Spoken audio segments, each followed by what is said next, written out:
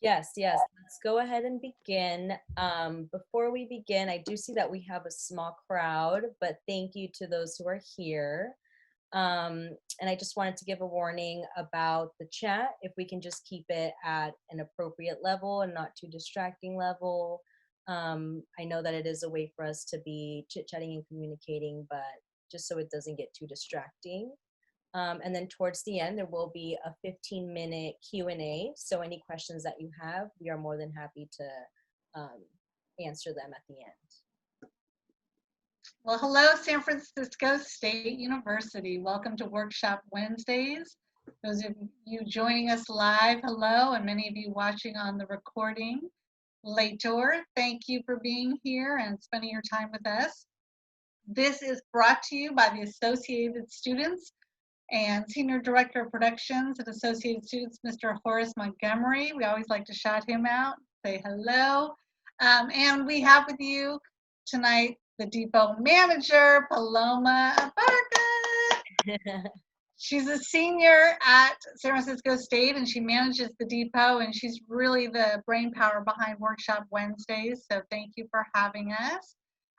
Like she said, we will take questions at the end of today's talk. My name is Kerry Fiero. I'm an adjunct faculty at San Francisco State University's downtown campus in the music recording industry program. When it existed, it just ended, and the event planning program, which is still going strong. So I have long been in the music business, and I'm so happy to be able to share friends and colleagues with the student body of San Francisco State so that you can, one, hear about their careers, two, get inspired about how to plan yours, and three, get any information that you can to advance yourself after school. So tonight we have a very special guest. I would like to welcome San Francisco State graduate, artist professional, speaker, educator, founder of Artist Pro, and lifelong musician. Welcome, Hisham Dahud. What up? Hello, hello. What's up, guys? Hello, thank you for being here. Pleasure. Always happy to help out Kerry. Kerry was a massive influence for me, so the least I can do is show up when she asked me to. You are too kind. What's up, Hisham? It's so good to see your face. Likewise. And I know you are joining us tonight from Los Angeles, California. Indeed, the city of angels. Yes. So, but you were born and raised here, right? I was born and raised. Was born in Redwood City, just in the peninsula. Raised in Millbrae, and spent a lot of time in the city of San Francisco for various reasons, from social to musical to creative to professional. But yeah, Bay Area kid. Been in LA for 6 years now. Nice. Now I'm going to go way back just to you growing up in your household.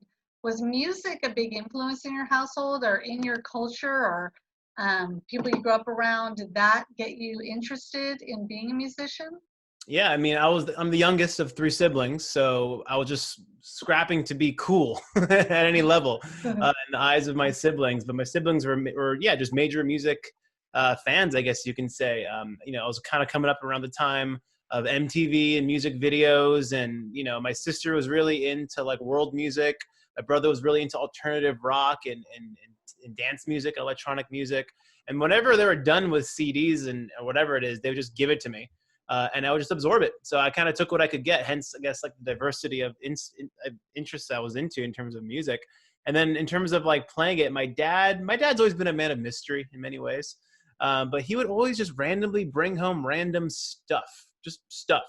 And oftentimes they're instruments, accordions, guitars, basses, keys, just random stuff. And so music began as toys, instruments began as just toys to play with.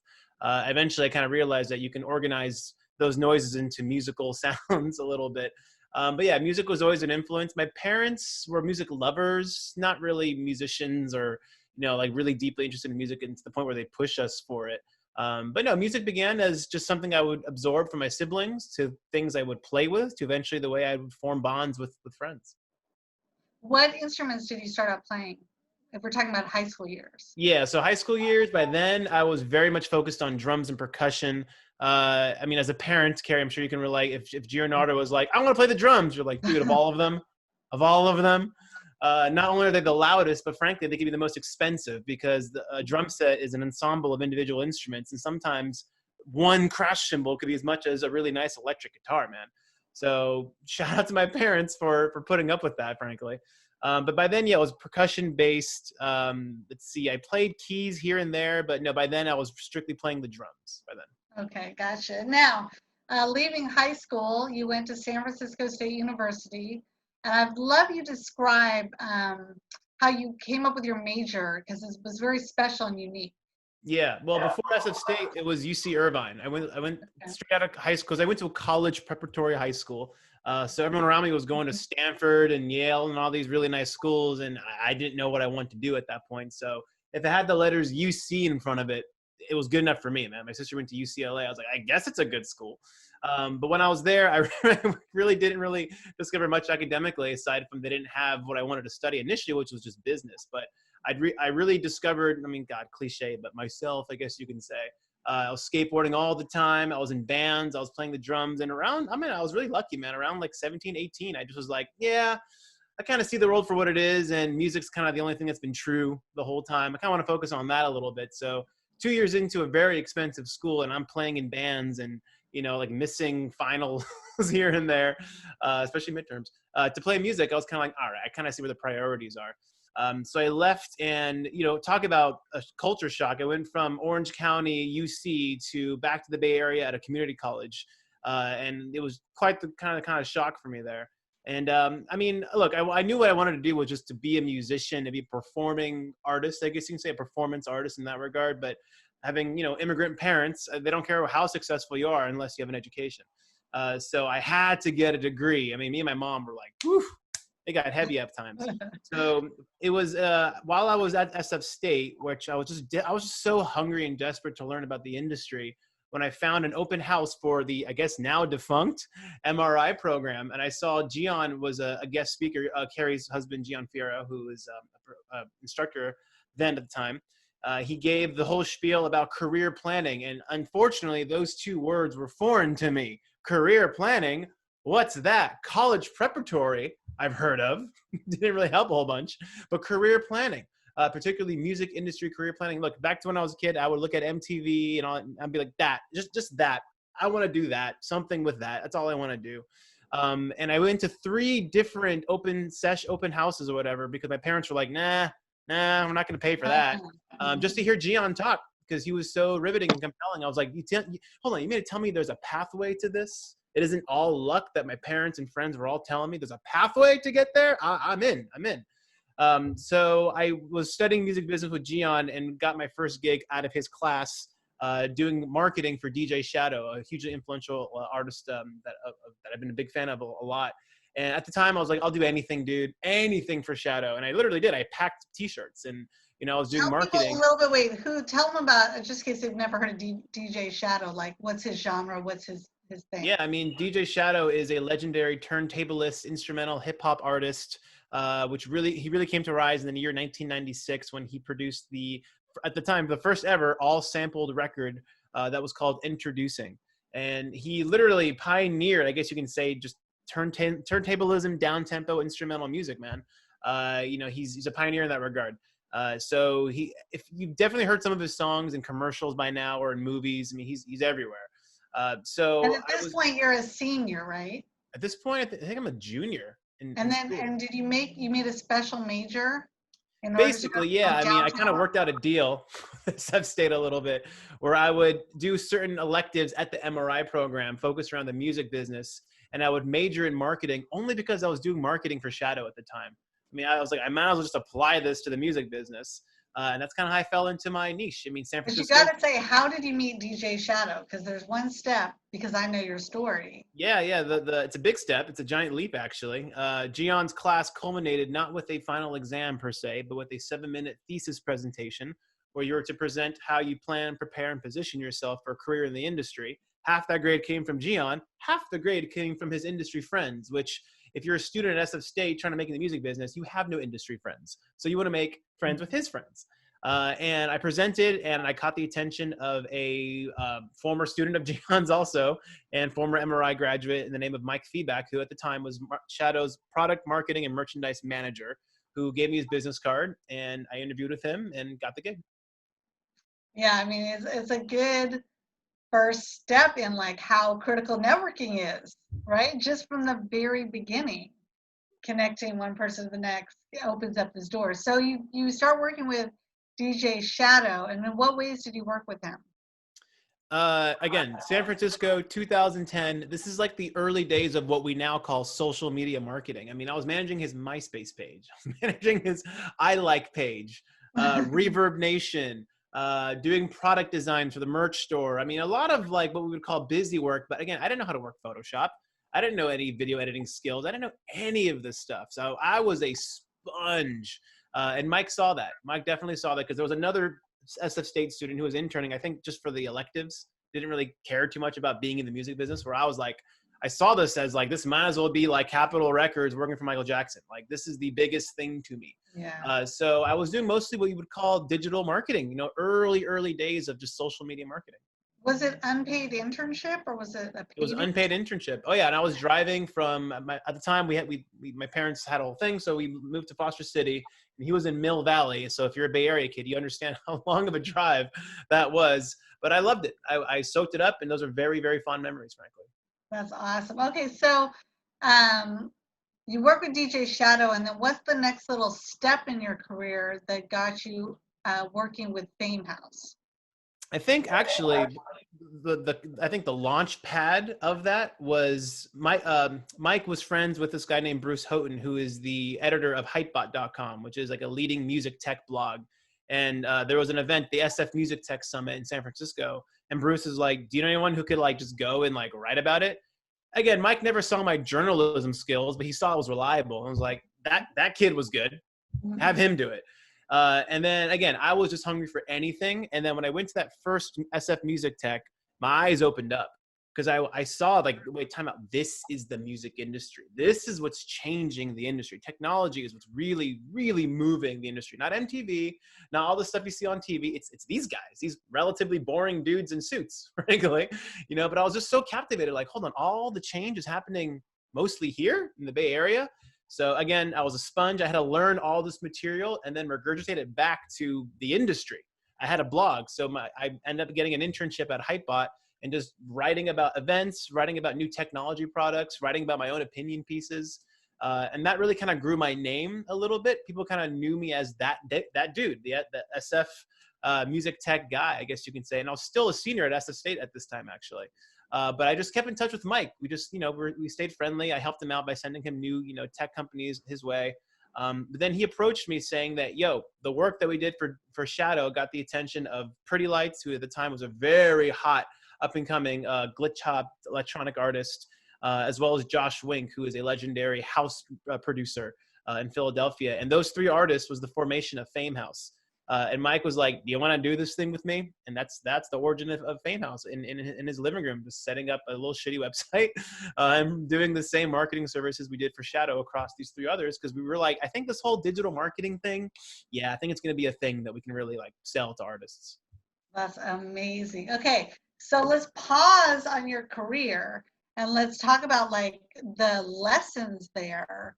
Because I think it's really interesting that you, like so many people, like they go through college, you end college, and then you're like, oh my, I need a career now. I need a job now. I got to make money now, and you really launched your career while in college. And one thing you're saying is internships, definitely being hungry to like soak up all the knowledge. I mean, anything you can share, especially like for juniors and seniors who are listening, like what are personality traits that are really important, and what are strategies that are really important to start getting your foot in the doorway of any industry you may be going into?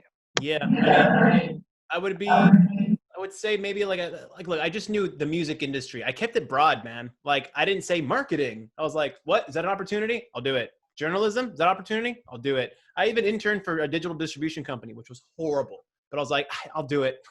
So I guess being very open by keeping, your goal, I guess, or just have an idea of where you want to end up, but don't be too specific, because then you'll start closing yourself off to different opportunities. One thing that you taught me, Kerry, actually very much so, was enthusiasm. I'll never forget it. I don't know what week it was, but it was your marketing class when it came. I think it was like networking or something, but like the last like little secret, you was like, just enthusiasm, dude. Just show that like you're stoked. Just like show that you want to be there. Thankfully that came naturally. Yeah, thankfully it came naturally for me, because I was very stoked to be in any of those rooms at the time. But enthusiasm for sure. I mean, look, likability, but what is likability? Because if you try to be likable, you end up becoming not likable. But I think the enthusiasm has a lot to do with it, frankly. If people say like, damn, this guy really likes to be here, I think I like to be here, frankly. Going above and beyond, that's another like classic thing. But the example that I think stuck with Mike was that he was a little too busy to see that the product images on the site were awful. Like they were just like these basic like Photoshop like templated designs. Like, dude, Mike, let me take photos of the actual merch, because they look so much better in person. Like, let me do this, upload it. He's like, do you really want to do that? It's gonna be a pain in the ass. I was like, yeah, that's why I'm here. And then sales increased, and Mike kind of saw that self-starter, I guess, attitude. So self-starter attitude is another big one. Other personality traits, lessons. I mean, look, I worked for free, and I know that's kind of a weird taboo thing, but call me old school, but the music industry is something that I still see as a privilege to be in. It's an absolute privilege to make any kind of living in this industry.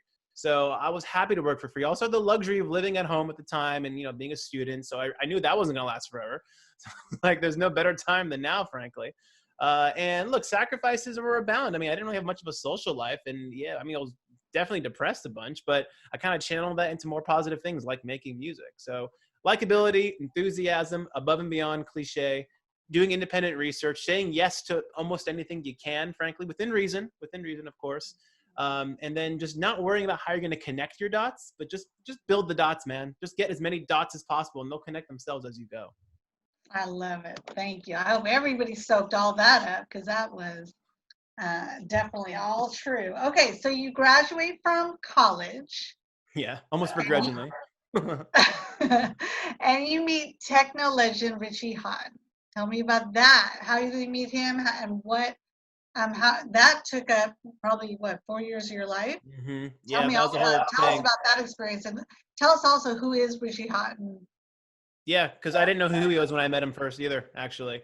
Some context, Mike and I, we did this really cool campaign for Pretty Lights when we used BitTorrent, which at the time, again, this is before like streaming as we know it, but at the time that was the bane of the music industry: torrents, illegal downloading, file sharing. We're kind of like the tail end of that whole saga of the music industry. But we're like, dude, like, we know the guys at BitTorrent. They're actually good people, and they care about content creators. They want to rebrand themselves. We got an artist who's already like ahead of the curve and like giving his shit away for free anyway. Why don't we partner with these guys and like do a campaign where we do a media bundle as almost like an artist exploration kind of bundle? And that went bananas. I mean, that was featured in Rolling Stone, MTV. I mean, everywhere. We got written up for that everywhere. To the point we were offered to present that, where Mike was able to present it in Amsterdam at the Amsterdam Dance Event, which is a pinnacle electronic music conference that happens once a year. And we were branded as these Americans because, again, Europe was really the heart of electronic music, still is in many ways. But like, this American artist, really blew up with this campaign.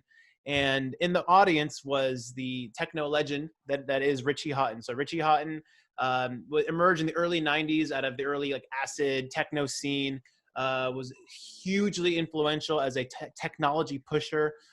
He went by his alias Plastic Man. That's a very legendary alias. People have that tattooed on them. Just Google the image, the name Plastic Man, it'll pop up. Plastic with a K. And he's like, yo, we're going on tour next week. And we didn't know any of this social media crap. Like, do you wanna hop on the tour with us? And all I heard was like, did you say tour? Tour? Mike, can I go on tour? Of course you can. So I didn't know who these guys were. It was an educational tour. The first tour was called Control. It was a combination of education and entertainment, which was perfect for me because I didn't know who any of these guys were. Every stop of the tour, we stopped in a college and we gave like a lecture or in a panel about the origins of electronic music. Because this is like 2012, 13, when Skrillex was really, really starting to get hot, and EDM, the term EDM was really born in America. And these guys were like, whoa. EDM, electronic music, has been around, but Americans don't really know the origins of it. So we went on tour with all these legends in techno, basically, and gave, backstories about, the significance of that city to the electronic music scene, and who better than these legends. So there I am again, just sitting there absorbing everything, getting back on the bus and hearing more stories and just really getting a crash course into electronic music from like the dawns of it, man. It was insane. So that's how I met Richie. I was pretty much involved with all the marketing, all the content, all the social media stuff, doing a lot of, early days pioneering stuff, I guess you can say, in terms of real-time content. No one was really doing that at the time. But again, sponge. I'm like, how can I show these guys that I care? I'm so just happy to be here, frankly. And then I didn't know that Richie had a residency in Ibiza. So after that tour, when it was a success, they brought me to the island. So I was there for 3 years, for every summer, 6 months of the year, putting on events with Richie, touring the world with him, building an electronic music division of the company in the process, and just, I guess, getting a baptism by fire in electronic music. Were there times during that where you're like, I am over my head? Or were you always just like, I'll figure this out? Definitely the latter. No, again, I just knew I was stoked. I was just stoked to be there. And whatever like they asked me to do, I was doing it, even way above and beyond, to the point where Mike was like, dude, they're not paying us for that. I'm like, I don't care. I just want to show you that like I can cause some damage in a positive way with you guys. So no, it was never over my head. I think though, honestly, by the second year though, I was already kind of over it, because the scene, I didn't come from the scene. Remember, I wasn't a techno head, and the lifestyle that you're probably thinking of didn't really resonate with me. Like those really all-nighters, the party lifestyle. I didn't really come from that. So eventually, like all-nighters for 3 months, right? 6 months. 6 months. 6 months. Yeah. I mean, look, it's a beautiful island and it's a crazy lifestyle, but by the second year, it's a lot of rinse and repeat. It's like, all right, we're doing the same thing over again. Thankfully, we had interruptions when I would go with Richie on his jet and just pop in different countries while he toured the weekend and then came back for the residency. But honestly, I got pretty over it the second year, because it was a lot of just rinse and repeat, and I knew I was more than techno. I want to do other things, so I got the experience, and I just walked away at that point. That is amazing. Now, so you're still working for Fame House, even though you're with Richie Houghton. At what point then does Fame House get acquired by Universal Music Group? Yeah, and how does that affect you? Before Universal, it was SFX Entertainment. So SFX was an electronic music conglomerate that was basically seeing what was happening in America of this EDM craze, the EDCs and whatnot, was like, yeah, we want to consolidate that. We want to own a piece of that. So while I was, I guess, accidentally building an electronic division of the company, which was more in the roots of like real electronic music, like the stuff that people really respected, Mike was busy on the other side getting guys like Tiësto and like other just more mainstream electronic artists. And we just had this stronghold accidentally in electronic music of just managing all these different digital assets. And then SFX was like, we're buying Beatport, we're buying all these festivals, and we're going to need someone to market all this crap. We're going to buy you guys, since you seem to be the ones that keep coming up. So SFX bought us. And at the time, I was warned. I was actually warned by Richie and his crew, like, yo, don't do it. Bob Sillerman, who's the founder of SFX, also founded Clear Channel and sold, he founded Live Nation rather, and sold that to Clear Channel. So he's got a history of not really caring about the scene, but just trying to, be a business guy. But I drank the Kool-Aid. I was very young, impressionable. I was like, I don't know, man. These guys seem to know what they're talking about. Not to mention, I was, I stood to make some money from selling the company effectively too. But they were like, just don't do it, don't do it, don't do it. Well, they were right, because they had a decent vision, but SFX was just so poorly managed that they couldn't really execute upon it very well. And Fame House went from these digital badasses, always trying to prove ourselves and do new things, to effectively a service provider for a conglomerate of electronic music companies. And that's when I was starting to get a little like, all right, I can see that I have a job, but they were very cool with me. They're like, no, we know you like to travel and do all that stuff. Like, you can stay independent, do your thing here, but you can just feel the grip of the company weakening and weakening. And eventually in 2016, Universal Music was interested in buying Fame House, because SFX was just pretty much offloading us at that point. And then, yeah, we got bought by Universal, and then I lasted like a month, and I was like, I'm out of here. I never wanted to be at a major in the first place. Was that a hard decision, or was it just it had just to leave Universal? Yeah. Easy. I mean, the dream was over, because by then, like, they put us in cubicles. Literally, I was like, all right, I am at the exact place I never ever wanted to end up. Fame House was still like operating, getting independent clients, but I saw the writing on the wall. Like, no, they're gonna absorb us. We're gonna just be servicing Rihanna and Drake. I don't want anything to do with that. I'm out of here.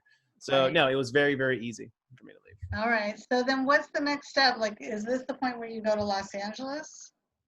I was in LA at the time.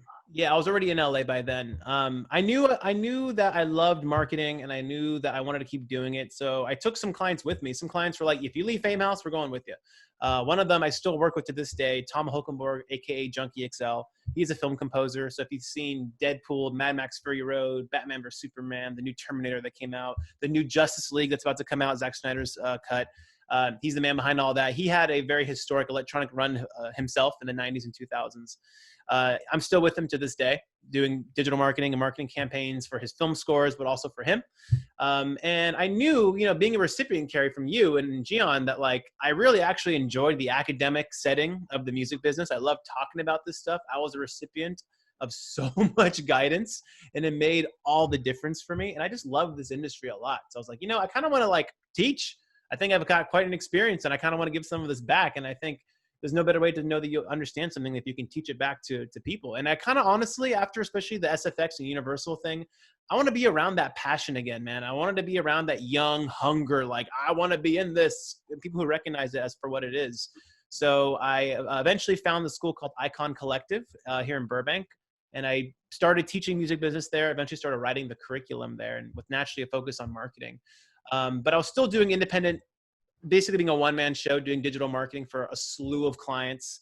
At the peak, I had tech companies, labels, bands, artists, and it was great from a monetary standpoint, but man, I was losing my mind. It was way too much. I ended up hating it, frankly. And frankly, going to teach was like therapy, just to be around people who weren't trying to always get something from me at that point. How were you picking up all the clients? Because sometimes that's hard for people when they're independent. Was it all word of mouth? All word of mouth. Okay. Yeah, it was just like I did a good campaign that led to this person, that led to that person. I mean, even the techno. Plus, when you have Richie Houghton, Loco Dice, Fame House, all these people to your name, word gets around, and then you don't even have to pitch really as much. It's just awesome. It's kind of happened, yeah. Okay, so because you've done digital marketing now for many years, in the industry that we're in right now, if there's an artist that's listening, a musician, a singer-songwriter who's like wants to just baby step into doing some digital marketing, or a manager that could be on here representing clients, they want to do some baby steps to get their clients out there, where do you start? Baby steps. Okay. Well, the first thing I would say is talk about basics 101, right? Just digital marketing for music 101. You need a digital ecosystem. Okay. So what does that mean? You have to build you have to claim your own real estate online right now, basically. So and I'll talk about why in a second, but it starts, this is not old school, but this is legit with your own website. You got to have something. You got to have a home base. Go to Squarespace, go to Wix. This is not hard anymore. Okay. Templates are easy, and updating with content, getting the content's the hard part, frankly. Okay. So number one, have a website. Number two is open up an email manager. So MailChimp, stuff like that. Get an email list going. Begin now. Start building an email list now, or at least have an opportunity to collect emails on your website. Don't necessarily do marketing for it quite yet, but get an email marketing platform of some kind. MailChimp is great. All the ones I just mentioned, Squarespace, Wix, they have easy API integrations. This is a no-brainer. So right now you've claimed your own real estate online. You're not borrowing social media platforms, okay? You own something now. You have yourartistname.com, and you have a sales funnel in the form of an email marketing list. That's yours. No one can ever take that away from you. That's yours.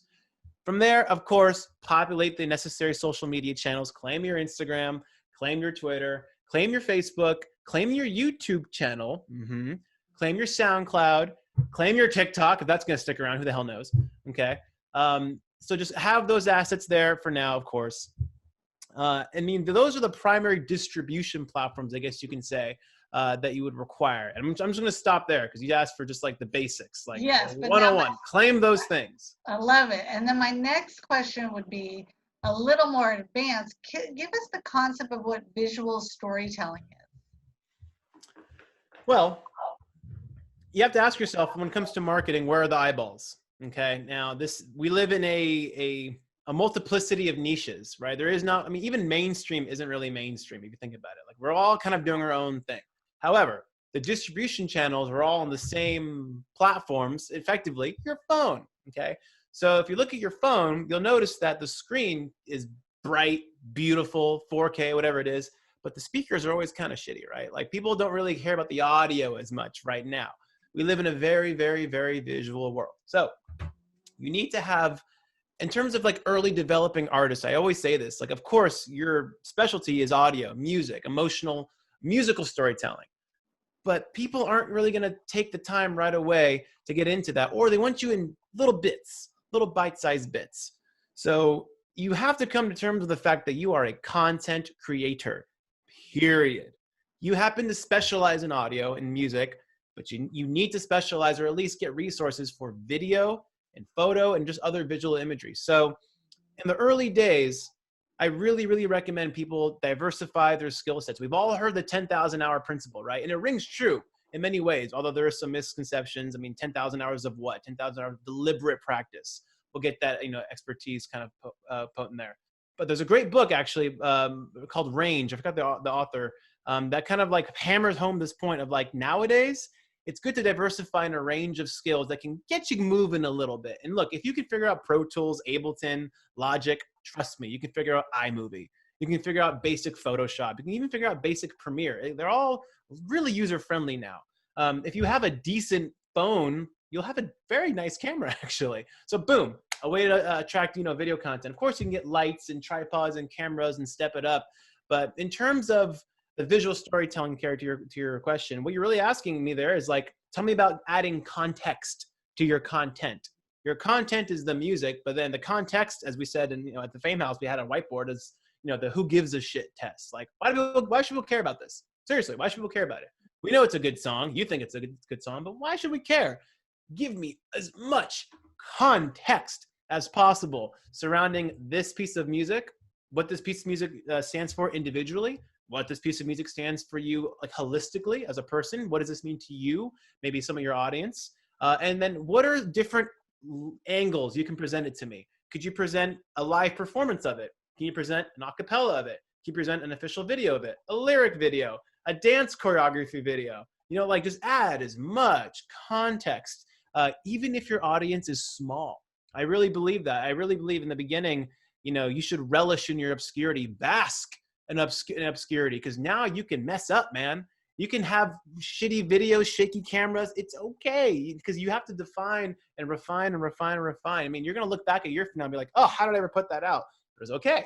The other reason why it's important to really get stuff out if you have no audience is remember that people will discover a single a year from now, 2 years from now, 3 years from now, whatever it might be. But then you can go back and leave that trail of breadcrumbs. And why would I follow you on social media, which is where you're distributing all this stuff? Well, you got to instill some FOMO, man. I want to see that, like, oh no, they've been posting this stuff for a year. I better follow them now, right? And I know that they're there. So the visual storytelling to your question there is providing photo, hopefully mostly video, context around your content, around you, and of course, any way you want to directly engage with your audience on a consistent level to always support your music, of course, and to build a relationship of varying degrees with your audience across the primary distribution platforms that we know mostly as just social media. That makes a lot of sense. And I was just thinking that now, because of the pandemic, like, number one, we're all like consuming so much from the computer now that it seems like a great time to really build that visual story. But also, how do you get noticed with so much? You can attend a Zoom class every night. You can attend tons of events. So how in this digital age now, do you think people will be able to stand out and make a mark? Okay, well, I'm going to answer that almost like as a matter of, I wouldn't say opinion per se, but as like a projection and kind of what I'm experiencing personally right now. So also to kind of fill in the blank here, when the pandemic went down, so did a lot of my touring clients. So my marketing business effectively, thank God I have Tom, the composer, because, he was still working. And, he's family now at this point. So he was really, really good to me during that time. But yeah, my touring business, my clients were just done. And even like my artists from my educational stuff, a lot of my students couldn't pay their tuitions anymore, and I excused all tuitions. Like, guys, no one knows me anything. Like, I'm not going to just go away. We'll finish it out, but good luck. You're going to need more luck than me at this point. And I, Kerry, as you know, I've been a musician all my life, and I kind of put the whole artist thing to the side. There's a great book that I'm reading now called The Artist's Way. It's Julia Cameron, I believe is the name, and it's about unblocking, creativity. And in it there, she says something that resonated with me so powerfully, the idea of the shadow career. And by the way, anyone who's listening to this now who's interested in the music industry, especially those who want to be creative, this is going to be very powerful for you.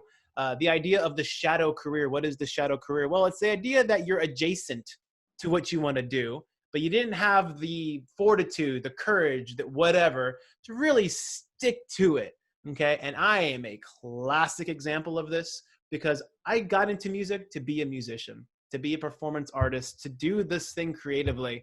But I got my first taste of the industry in the form of marketing. I was like, wait, what? I can actually start working with a big artist right now? Okay, great. So I was latching on to that kind of, fame, I guess you can say. Going on tour. I wasn't performing, but I was on tour. I was traveling, getting paid. I was like, I'm making money in music, not making music, but hey, I'm getting paid, in music. This is great. But it turns out I was just dancing in the shadows. I wasn't quite touching it. I was in the shadow of what I really wanted to do, which is making music. And by the way, I find it so powerfully ironic that the first artist I ever worked with was with DJ Shadow. It was almost like perfect. Like, oh, I should have seen it coming. I should have seen it coming. So that's where I was at. And then when the pandemic went down, I was like, you know what? There's never been a better time, dude, to finally go all in and be an artist again and practice what I'm preaching. Cause I got lucky to work with big artists out the gate, but I couldn't really relate to just developing baby artists because I worked with people who were already famous, who were already popular. So I was like, let me see what it's like to really start from nothing at this point and practice what I preach. So in that regard to your question about, what can we do to stand out, et cetera, part of what I'm noticing, which is also where I'm at in life right now, is that, man, there's too much content out right now. Everyone's flooding everything. Even marketers, many of whom I respect, are like, you got to post every day. You got to post every day. I really think people are getting burned out. I think there's content overload, especially in America when we have in the middle of this political shitstorm. And I really think moving forward, and I'm practicing this now, I really believe less is going to be more. Okay. If you're in a big room and everyone's chatting, isn't it usually the person in the corner who's just kind of quiet and then occasionally speaks up, but has something powerful to say? People tend to shut up and just like, wait, he's talking, she's saying something. I am a firm believer now in being regular and being consistent, but not spammy. I'd rather have artists and managers work to make the best, most emotionally compelling content they can up front. In other words, front load it, make it in advance. Don't be playing catch up. Make it in advance as much as possible and program it in sporadic chunks, maybe once a week, twice a week, just to make sure you capture people's attention and you condition them to know that whenever you post something, it's good. It's not fluff.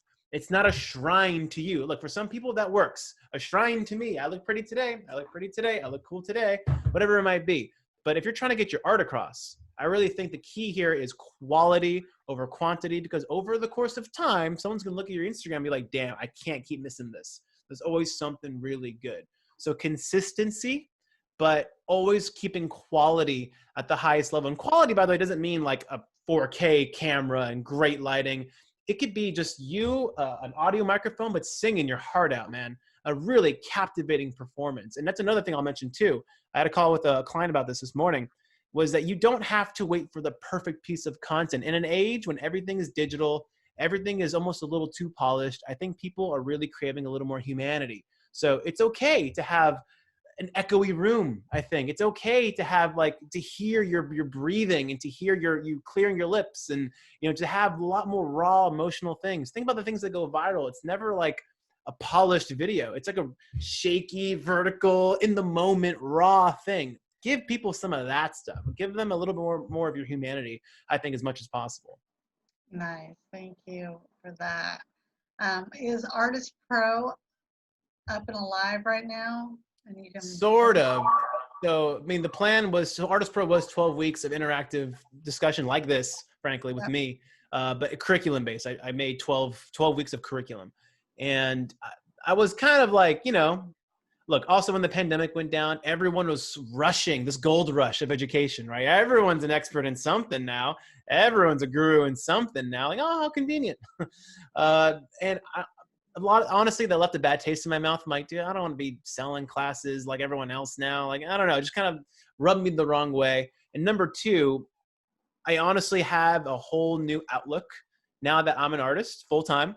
You know, I'm averaging about 1 million streams a month now. I have labels hitting me up. Like, I'm actually like doing the artist thing right now and making money from it. So now I can really say, like, I know what it's like to be an artist. When I first did Artist Pro, I didn't. I really didn't know the creative demands, the mindset you got to be in. Look, it's really easy for me to tell you as a creative, you know, as a marketer to a creative, you should be posting content. You should be doing these things. But as a creator, you're not thinking the way I'm thinking. So I really had to just almost have like this fight in my brain of right brain, left brain. They're constantly fighting each other. Like right now, I paused my social media activity to dive deeper into making music. And for the first time in 6 months, I'm off my release schedule. I had a release every 6 to 8 weeks. I'm off that now. And the marketer in me is like panicking, like, well, dude, you're going to fall off. You're going to fall off. But the artist in me is like, dude, we don't even know who we are yet. All right. We got to dive a little deeper. We got to make a succinct body of work right now. Like, I'm thinking of adding lyrics to things for the first time in my life. Like, I'm getting deep, man. But I couldn't do that if I just had the marketing demands always meeting me. Like, you must release content. You must release content. So, and I can't be on social media. I have to really cleanse myself of all that stuff right now. So you're laughing at me earlier, Kerry. You're like, oh, the digital marketer without social media. No, it's more like the artist, you know, and I can understand why people would pay me back in the day to manage these things for them because they want nothing to do with it. And now I really understand why. Well, if you wouldn't mind, can you introduce yourself with your artist name and tell us the kind of music that you do? Yeah, so the artist's name is Rizik, R-I-Z-I-K, which was an etymology from my mother's maiden name. It also happens to mean it means blessing in Arabic. That's particularly potent for me because the circumstances that I was born into, it's kind of a blessing that I was able to absorb music the way I did. And I never went to music school. I never learned anything. I just always inherently had it. So I'm like, I mean, if there was ever a definition of being blessed with something like that, like it's that. And the music is right now a blend of neoclassical. So sometimes just purely piano pieces. It's all instrumental, but piano pieces, some lo-fi downtempo, very much like DJ Shadow, actually, very much inspired by that kind of stuff.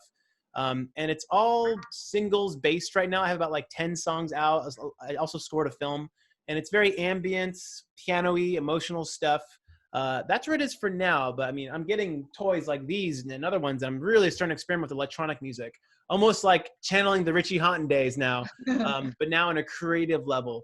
And I don't know where the hell I'm going. And I'm okay with it because I'm completely entrenched in the process, not the results, which is the marketing guy. Like I've taped his mouth shut right now.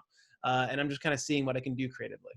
I think that's amazing because when I met you, you were playing like you were the drummer of like hardcore, you know, rock and rap. Metal bands. And now you're playing piano and it's instrumental. So I mean, Yeah, I think it's a beautiful thing when somebody takes off their boundaries and allows their creative side to go. It was on the island of Ibiza, actually, that I discovered all that stuff, Kerry. Richie's assistant, Thomas, who's a great friend of mine to this day, he lives in Berlin. You know, I was so sick of the boom, boom, boom, boom. I was just so sick of it. And Thomas, ironically, had a deep passion for classical music. And when Richie and the guys would go tour on the weekends, we had the villa to ourselves. We weren't partying with techno. We were listening to classical music. Oh, that's awesome. Neoclassical stuff. And by the way, that genre of neoclassical is very popular right now.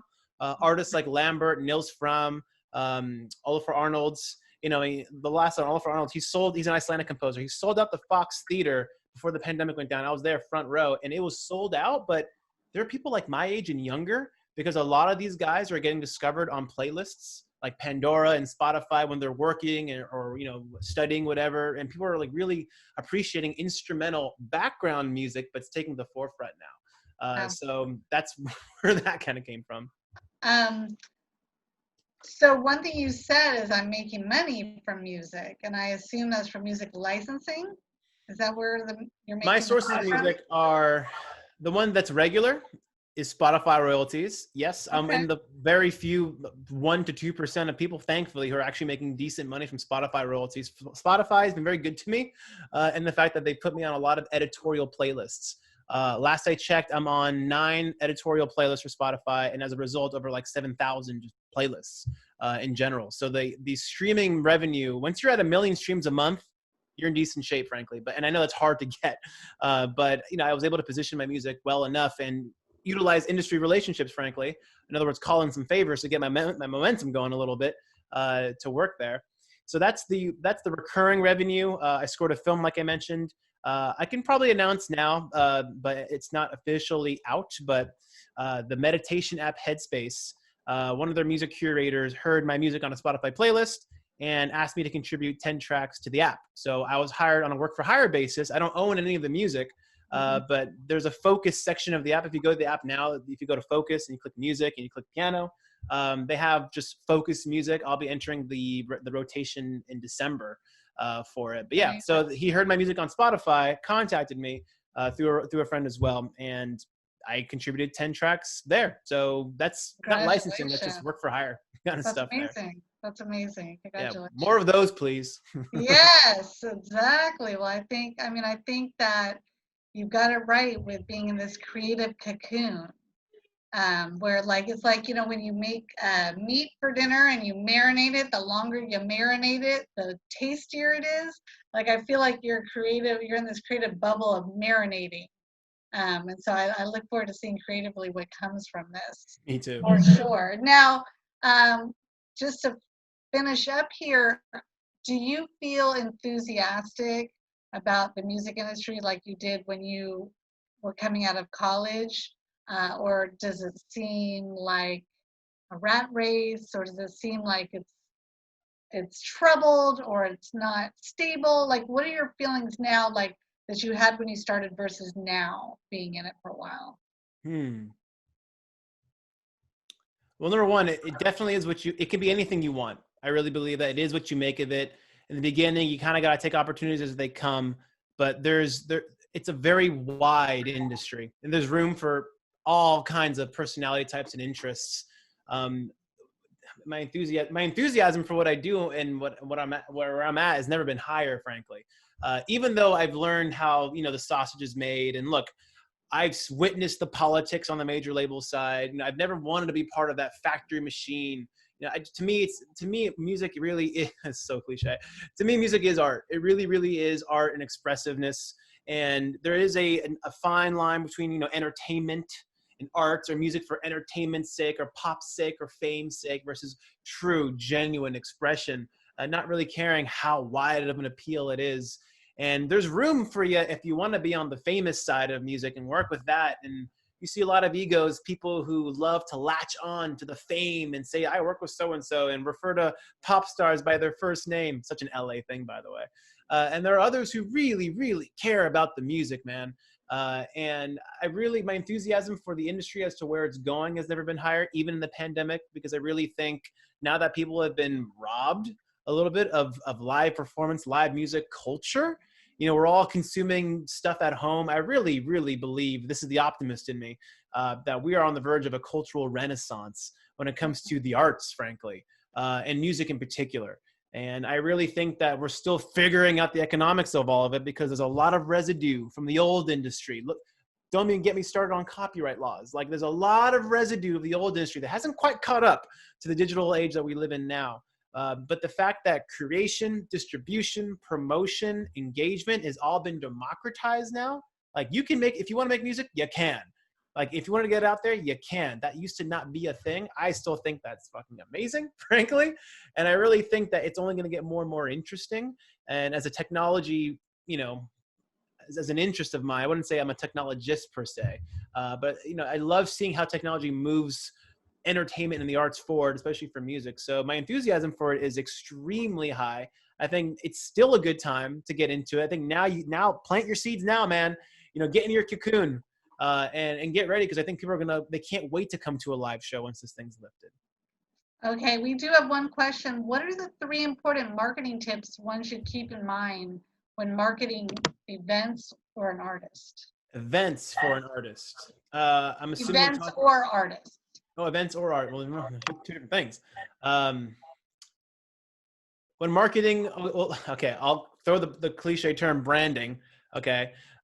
Yes, branding is so important because I think that it's a way to wrap the bow, okay, and create the emotional connection. The 3 C's of branding, which Kerry's husband Gian taught me, were clarity, consistency, and constancy. From the moment those words left his mouth in that class, I have not forgotten them because they're so important. Be very clear about who you are and who you're not. Okay, be very consistent in the output and just be constant. Okay, branding does not happen overnight. It's the continual basis of creating emotional expectation. The continual basis of creating emotional expectation. And once you have really good branding, by the way, you don't have to be the best singer ever. You don't have to be the best guitarist ever. Okay, you're making a more holistic package that's designed to emotionally resonate with people. So branding, and that applies to events too, by the way. Okay, I can go to a techno party tonight, or not tonight, unfortunately, but any night of, especially in LA, there's plenty of techno parties, but clients I've had, some are more hippy dippy, right? They believe in, the old 70s style approach and free love, and other guys are more traditional, dark, hip hop influenced. Still a techno party, but the brands around those things have attracted a very specific audience. The music's pretty much exactly the same at either one, okay? But the branding, the audience, if I go to this show, I'm gonna hang out with people like this. If I go to this show, I'm gonna hang out with people like this. And especially in the beginning, take a hard stance. Be very clear. It's okay to alienate people, especially in the beginning, because you're gonna attract others a lot stronger along the way.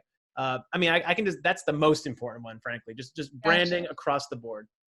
I love it. That's wonderful. Okay, the next question is, do you have a favorite artist that you've worked with? I would say right now, I still work with him, Tom, Junkie XL. Look him up because he's had an amazing career. You've definitely heard his music before. His biggest claim to fame was in 2001. He did an Elvis Presley remix for A Little Less Conversation, a #1 in 21 countries. It's still being, I literally last week heard it used in a Dodge commercial. Like it's a smash, man. He's my favorite because, one, I respect the absolute hell out of him. He's a genius. He really is a musical genius, self-taught. He has a career that I really admire, in that he began as an artist and started over again to become a composer because he wanted to stay at home, be with the family, the whole thing. I want to do the same thing, right? I'm 32 now. I want to do the artist thing for a little bit, but I know eventually I want to settle down, but I still want to do music. So I'll focus more on the composer side of stuff. He's a big influence in that regard. But also, I guess more importantly, of all the clients I've had, he's always treated me with the most respect. I know people hire me for services rendered, but Tom always saw me as someone who was, I guess, not on his level, but like the way Tom is like a master of music. He looked at me like, dude, I don't know anything about this marketing shit. I don't know anything about this digital stuff. I'm assuming you're the guy. So he would really just always treat me with respect, never micromanage. His team treats me like family. During the pandemic, like I said, like when I lost all my clients, his work stopped temporarily, but he just asked me like, yo, what do you need? What do you need to stay afloat? Which is so amazing to have that. So the respect I have for him, the respect he shows me, and just the legendary career that he's had at this point, man. I emulate him in so many ways. So him for sure. Okay. All right, last question. What is the biggest challenge you faced when you threw yourself into digital marketing, and how did you overcome it? Not knowing anything. Learning by doing. Also not relying on academic schools typically to teach me everything. Following influential people on Twitter and just like reading from them, obviously. But you asked about marketing specifically. I mean, the first thing that came to mind was, just not knowing anything. Learning by doing, just messing up, just screwing up a lot, just messing up a lot, and just knowing that it's okay, and just getting better at it, frankly. And I guess also to that end, seeing a means to an end. Like marketing I wasn't born and was a kid like, I can't wait to be a marketer, but kind of seeing it as like a means to end. But no, this is the way I can contribute to the music industry, and knowing that like I can use it to find my place in it. But I guess the biggest thing is just not knowing anything and then being okay with it and finding solutions as I went, saying yes to anything basically, and just finding solutions as I went. Beautiful. What's your website? How do people find you? It's my name.com, HishamDahud.com. You can look up RizikMusic.com for all the music stuff there, or just look up Spotify, Rizik. All my stuff's there right now as well. And you can go to theartistpro.com if you want, but it's I got other things to do right now. Hisham, thank you so much for spending an hour with San Francisco State students. We appreciate you being here. My pleasure. And sharing such a wealth of knowledge. And we just cannot wait to see what happens after the marinating and the artistry that comes from your house afterwards. Me too. Hopefully it tastes good. Thank you. Thanks, guys. Bye.